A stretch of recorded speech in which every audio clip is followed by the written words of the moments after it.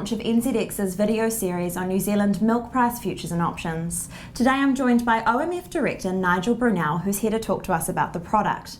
Nigel, can you start by telling us what's OMF's role in the launch of New Zealand milk price futures and options? So OMF is a clearer and executor of NZX derivatives in New Zealand, not just milk, but a range of products, but milk predominantly. So naturally, as a member, we're here to support the contract. We're pretty excited about the arrival of this. We think it's got possibilities of being very successful. So like all things to do with the NZX, we are members and supporters of new products. So that's our position.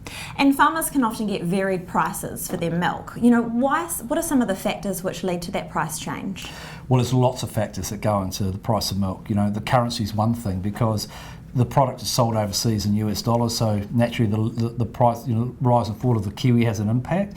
But there's a range of things that also have an impact. Milk gets made into a myriad of products, so the price of whole milk or skim or fat or butter can have an impact. So there's lots of things that go into it. Whether Europeans are supporting their prices or just general commodity prices overall can have an impact. So it's quite a volatile commodity. You've touched on the volatility aspect.